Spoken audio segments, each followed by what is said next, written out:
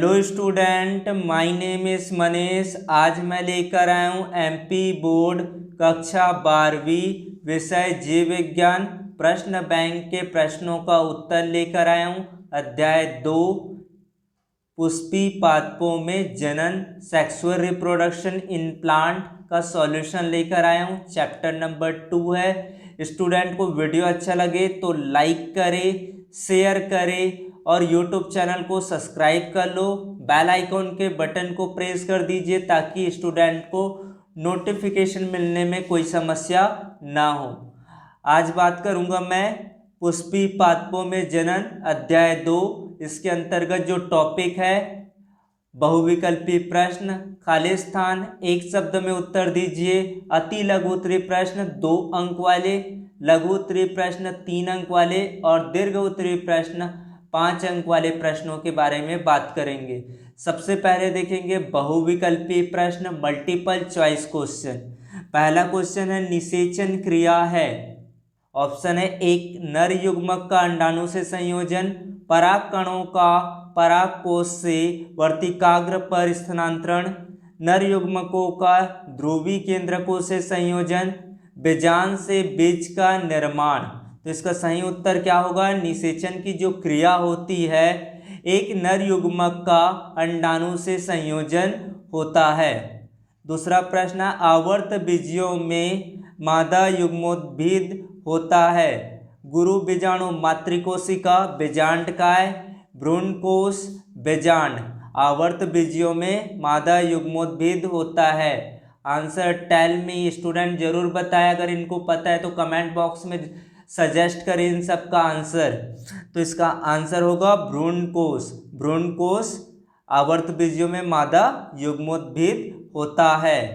उसके बाद तीसरा क्वेश्चन है जिनिया शब्द प्रदर्शित करता है पराग के प्रभाव को। कायिक ऊतक पर, जड़ पर, पुष्प पर, भ्रूणपोष पर। जिनिया शब्द प्रदर्शित करता है पराग के प्रभाव को भ्रूणपोष पर।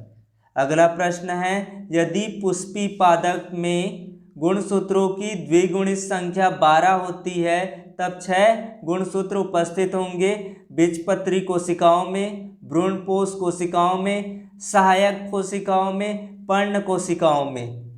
क्वेश्चन है यहाँ पर गुणसूत्रों की द्विगुणित संख्या 12 होती है तब 6 गुणसूत्र उपस्थित होंगे सहायक कोशिकाओं में। उसके बाद नेक्स्ट क्वेश्चन है पांचवा, निषेचन के पश्चात बीजों के बीजावरण विकसित होते हैं अध्यावरणों में। अध्यावरणों से क्या होते हैं? निषेचन के पश्चात बीजों के बीजावरण विकसित हो जाते हैं। अगला प्रश्न है पेरिस्पर्म होता है, तो पेरिस्पर्म क्या होता है? आश्रित, द्वितीयक केंद्रक, अपमिश्रण, अनिषेक फलन, अनिषेक जनन। तो बताइए इसका आंसर क्या होगा? पेरिस्पर्म क्या होता है? तो इसका आंसर होगा ऑप्शन नंबर बी, अपमिश्रण होता है। पेरिस्पर्म अपमिश्रण होता है। जब बीजांडों के बिना निषेचन के अंडाशय से फल विकसित होता है तो इस क्रिया को कहते हैं अनिषेक फलन कहते हैं। इस क्रिया को क्या कहते हैं? अनिषेक फलन कहते हैं। उसके बाद बिना युग्मक के संयोजन के बीजाणुभिद का परिवर्धन कहलाता है। बिना युग्मक के संयोजन के बीजाणुभिद का परिवर्धन कहलाता है अपमिश्रण, अपबीजाणुता, अपयुग्मकता, परागण। तो बताइए इसका आंसर क्या होगा? बिना युग्मक के संयोजन के जो बीजाणुभिद का परिवर्धन होता है वो क्या कहलाता है? अपयुग्मकता कहलाता है।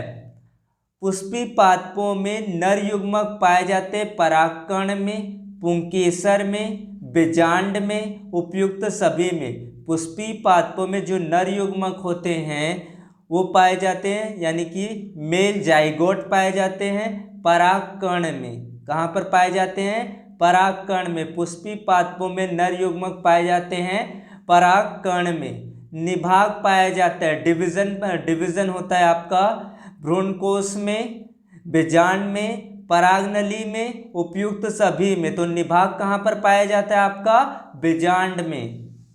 उसके बाद 11वां प्रश्न है सूर्यमुखी में पाया जाता है, तो सूर्यमुखी में क्या पाया जाता है? स्वपरागण, पर परागण, उपयुक्त सभी, उपयुक्त में से कोई नहीं। चलो स्टूडेंट बताइए, आप लोगों का आंसर का वेटिंग है। आप लोग जरूर बताओ कि सूरजमुखी में पाया जाता है सेल्फ पॉलिनेशन, पर परागण, उपयुक्त सभी, उपयुक्त में से नहीं, यानी कि नन ऑफ दिस। तो बताइए क्या होगा, उपयुक्त सभी होगा, ऑल ऑफ दिस।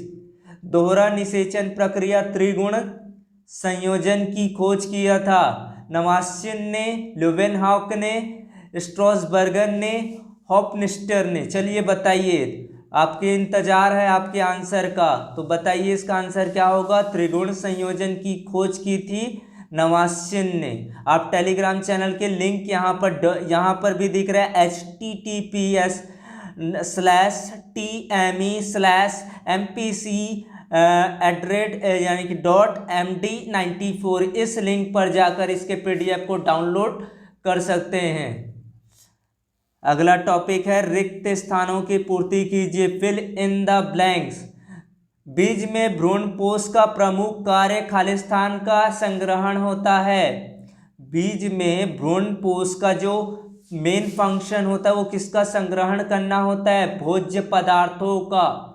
किसका होता है, भोज्य पदार्थों का संग्रहण होता है बीज में भ्रूणपोष का प्रमुख कार्य। पक्षियों द्वारा होने वाला परागण खालिस्तान कहलाता है। पक्षियों द्वारा होने वाला परागण क्या कहलाता है, ऑर्निथोफिली। ऑर्निथोफिली कहलाता है। क्या कहलाता है, ऑर्निथोफिली कहलाता है। एक बार रिपीट कर रहा हूं आप लोगों के लिए, पक्षियों द्वारा होने वाला परागण अनार्थोफिली कहलाता है। सेब को डैश फल कहा जाता है, या उदाहरण है, तो सेब को क्या कहा जाता है, कुट फल, यानी कि आभासी फल भी कहा जाता है इसको। उसके बाद है उतक के ऊपर, उतक जिसके ऊपर बेजांड लगे होते हैं उसे डैश कहते हैं। उतक के ऊपर जो बेजांड लगे होते हैं उनको जरायु कहते हैं। स्टूडेंट आप लोगों का आंसर रेडी रहना चाहिए और कमेंट बॉक्स में जरूर सजेस्ट करें इन सबका आंसर। उसके बाद सूरजमुखी में डैश प्रकार के पुंकेसर पाए जाते हैं। सूरजमुखी में सिंजिनेसियस प्रकार के पुंकेसर पाए जाते हैं। क्या पाए जाते हैं, सूरजमुखी में सिंजिनेसियस प्रकार के पुंकेसर पाए जाते हैं। छठवां प्रश्न है, पौधों में डैश से फल का फॉर्मेशन होता है, विकास होता है। तो क्या होता है, पौधों में अंडाशय से फल का विकास होता है। पौधों में अंडाशय से क्या होता है, फल का विकास होता है। अगला प्रश्न है, मक्का के एक बीज पत्र को डैश कहते हैं। मक्का के एक जो बीज पत्र होता है उसको क्या कहते हैं, इक्यूटेलम कहते हैं। स्कूटेलम कहते हैं। उसके बाद आपका आठवां प्रश्न है, डैश में चतुर्थी पुंकेसर पाया जाता है। तो पुंकेसर किस में होता है, आपका सरसों में, मस्टर्ड में। तो चतुर्थी पुंकेसर पाया जाता है मस्टर्ड में, यानी कि सरसों में। नौवां प्रश्न है, भ्रूणपोषी बीजों में खालिस्तान की पत्ती होती है। तो भ्रूणपोष बीजों में डैश की पत्ती होती है। किसकी पत्ती होती है, आपकी कोशिका भित्ति की होती है। उसके बाद नेक्स्ट क्वेश्चन है, बेजांड में डैश से बेजांड वृंत जुड़ा होता है। बेजांड में डैश से बेजांड वृंत जुड़ा होता है, नाभिका से। अगला प्रश्न, आवर्तबीजी पौधों में पुंकेसर नर डैश होता है। नर क्या होता है, जननांग होता है।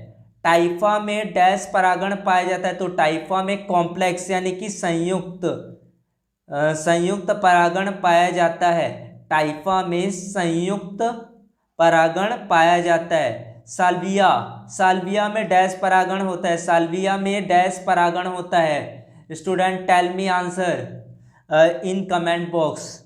तो साल्विया में डैश परागण होता है। तो साल्विया में कौन सा परागण होता है, कीट परागण होता है। साल्विया में कीट परागण होता है। साल्विया में कीट परागण होता है। परागकण की बाह्य भित्ति डैश कहलाती है। तो परागकण की जो बाह्य भित्ति होती है उसको बाह्य चोल कहते हैं। परागण की बाह्य भित्ति, बाहरी जो आवरण होता है उसको क्या कहते हैं, बाह्य चोल कहते हैं। बीज रहित फल बनने की क्रिया को डैश कहते हैं। फल बनने की जो क्रिया होती है उन्हें खालिस्तान कहा जाता है, तो उसको कहते हैं अनिषेक जनन कहा जाता है। अनिषेक जनन किसको बोलते हैं? बीज रहित फल बनने की जो प्रक्रिया होती है उनको कहा जाता है। एक शब्द में उत्तर दीजिए। पुष्प के 4 चक्रों के नाम लिखिए। पुष्प के 4 चक्रों के नाम लिखिए। तो 4 चक्र कौन कौन से होते हैं? बाह्य दल, दल, पुंकेसर और स्त्री केंसर होता है। एक बार आप लोगों के लिए बता देता हूं। पुष्प के जो 4 चक्र होते हैं, बाह्य दल, दल, पुंकेसर, स्त्री केसर होता है। ऐसे पौधे जो अपने जीवन में कई बार पुष्प उत्पन्न करते हैं उसके लिए किस शब्द का प्रयोग किया जाता है? ऐसे पौधे जो अपने जीवन में कई बार पुष्प को उत्पन्न करते हैं उसके लिए कौन सा शब्द प्रयोग में लाया जाता है? तो इसका आंसर होगा बहुवर्षीय। बीज के बाहरी आवरण को क्या कहा जाता है? बीज चोल कहते हैं। बीज का जो बाहरी आवरण होता है उसको क्या कहते हैं? बीज चोल कहा जाता है। चमगादड़ के द्वारा परागित पुष्प का उदाहरण क्या होता है? कदम्ब। चमगादड़ के द्वारा जो परागित पुष्प होता है उन्हें क्या कहते हैं? कदम्ब कहते हैं। जब बाह्य दल पुंज तथा दल में अंतर नहीं होता है तो इसके लिए किस शब्द का प्रयोग किया जाता है? जब बाह्य दल पुंज तथा दल में अंतर नहीं होता है तो इसके लिए कौन से शब्द का प्रयोग किया जाता है? Tell me answer. उत्तर आप लोग कमेंट बॉक्स में बताएं और मेरे साथ रिवीजन करें।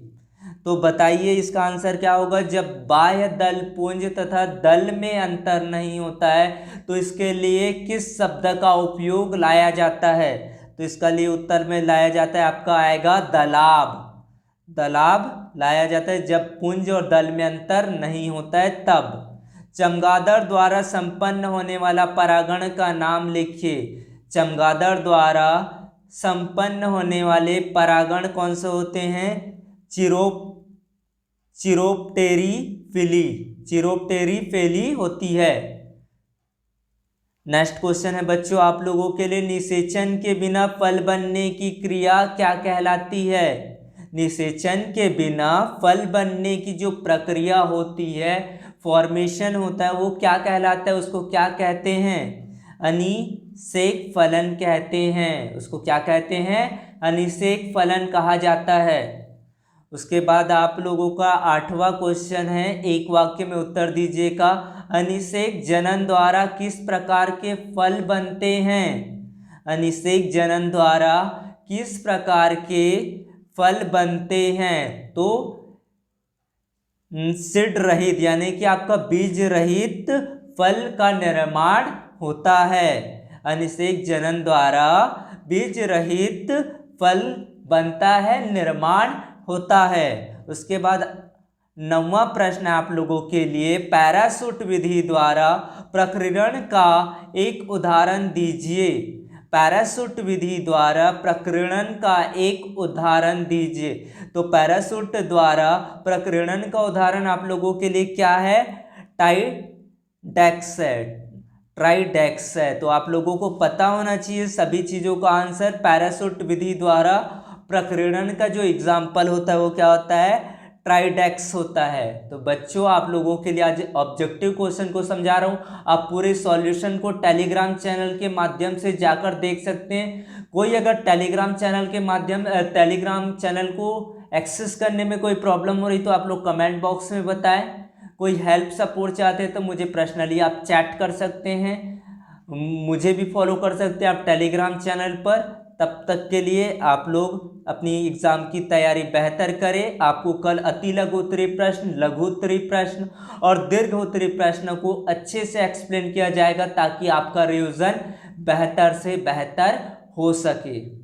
तो हम लोग कल समझेंगे 2 अंक वाले प्रश्न। इसका रिपीट कर प्रश्नों को बता देता हूँ। अनिषेक जनन क्या है, इसका इम्पोर्टेंस बताइए। बहुभ्रूणता क्या होता है, एम्ब्रियोसेक क्या होता है, निषेचन किसे कहते हैं, निषेचन के दौरान पराग नलिका का मार्ग का नामांकित चित्र के द्वारा दर्शाइए।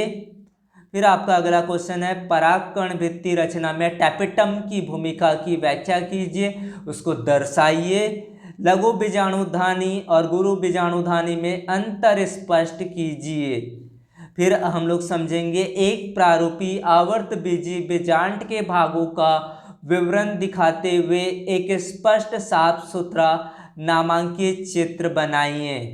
उसके बाद हम लोग समझेंगे एक स्पष्ट एवं साफ सुथरे चित्र द्वारा परिपक्व मादा युग्मोद्भिद 7 कोषीय और 8 न्यूक्लिएट केंद्रक प्रकृति की व्याख्या कीजिए। उसके बाद समझेंगे त्रिसंलयन क्या है, यह कहाँ होता है, कैसे उत्पन्न होता है। त्रिसंलग्न में सम्मिलित न्यूक्लियाई का नाम बताइए, ये इस प्रश्न को समझेंगे। फिर विपुंसन क्या है, एक पादप प्रजनक कब और क्यों इस तकनीक का प्रयोग करता है। उसके बाद छठवां प्रश्न में देखेंगे असंजनन क्या है, इसका इम्पोर्टेंस बताइए। फिर देखेंगे माइक्रो प्रोपोगेशन, माइक्रो प्रोपोगेशन मतलब सूक्ष्म प्रवर्धन से आप क्या समझते हैं, इन टॉपिक्स को अच्छे से आप लोग तैयार करके आइए। स्वपरागन, सेल्फ पॉलिनेशन, क्रॉस पॉलिनेशन में डिफरेंसेस पढ़ेंगे। फिर लास्ट में पढ़ेंगे नर युग्मक जनन क्या है, पौधों में नर युग्मक जनन की क्रिया को सचित्र वर्णन कीजिए। तो इतने टॉपिक्स को कल करेंगे। आज मैंने ऑब्जेक्टिव क्वेश्चन को आप लोगों को अच्छे से प्रिपेयर करा दिया है, आप लोग उनको रिवाइज कीजिए। कल आपको वेरी शॉर्ट आंसर और लॉन्ग आंसर को एक्सप्लेन किया जाएगा। Good night, take care, corona से बचाव कीजिए, मास्क और सैनिटाइजर का नियमित रूप से प्रयोग कीजिए। Thank you.